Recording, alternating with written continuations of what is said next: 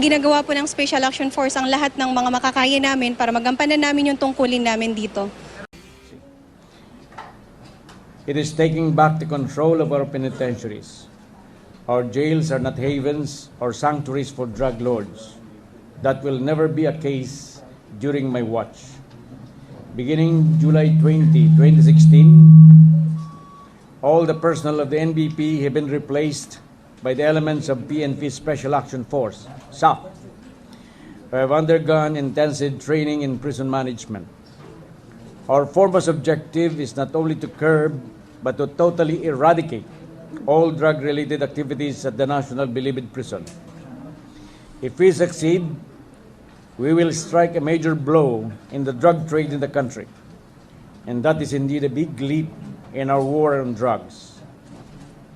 But beyond that, we also want to reorient our NBP personnel via retraining program so that their competence can be enhanced, as we have been doing that in the Department of Justice.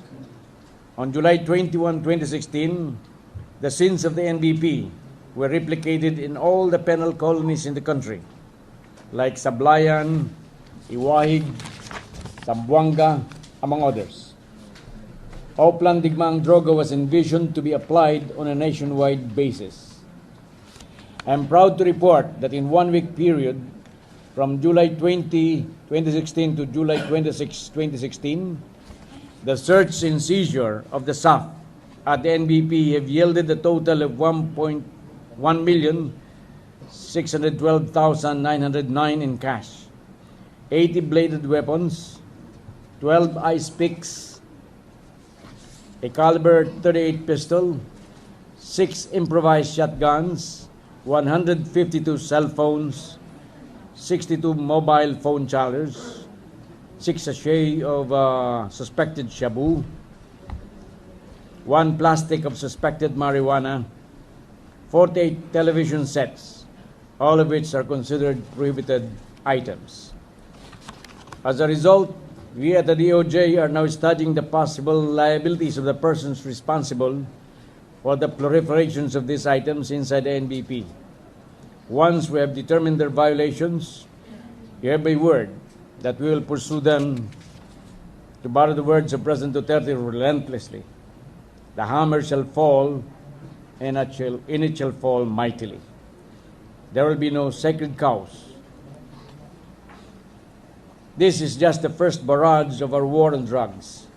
We will pursue President Duterte's mandate for us to wage war on drugs, criminality, and corruption with dogged determination, and we shall marshal all the powers and the resources at our disposal to eradicate these problems.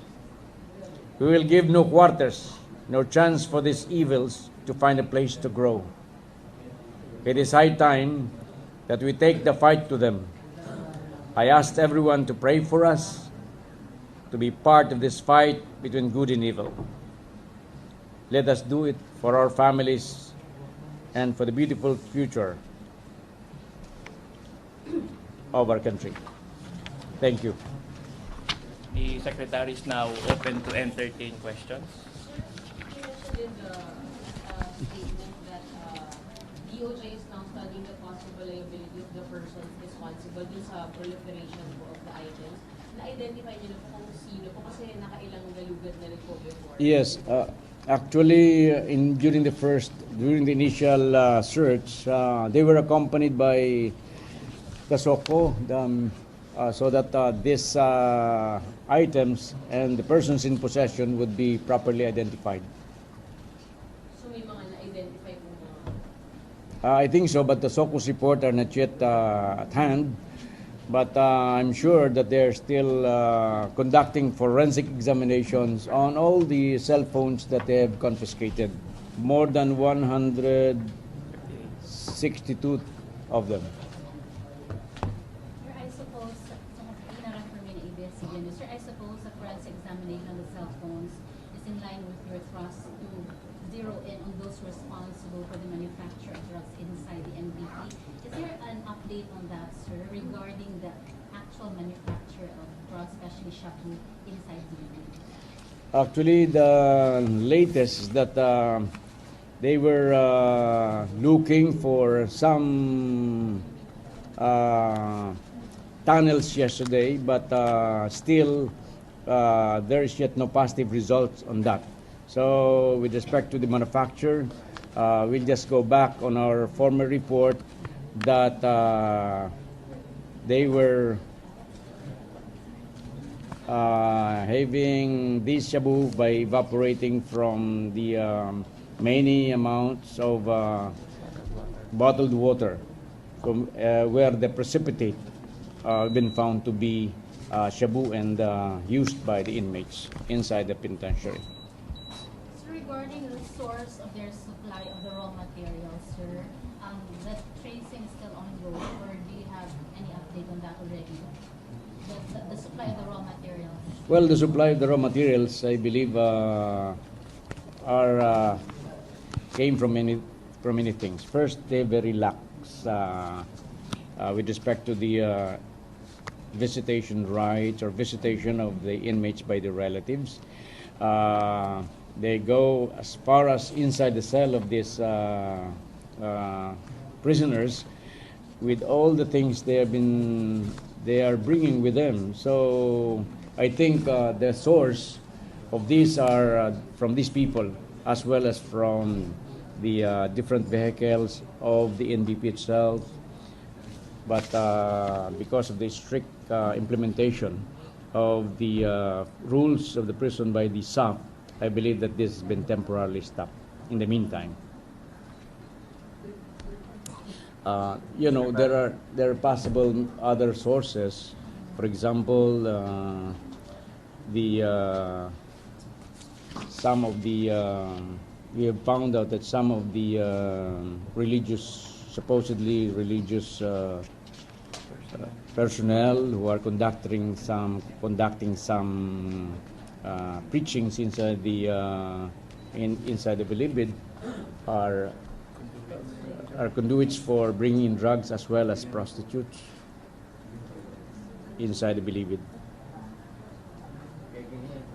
Identified na yun, yung mga supposed religious personnel? They were just I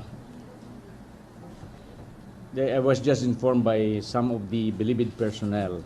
But since the SAF took over last July 20, they never have got a chance to do it.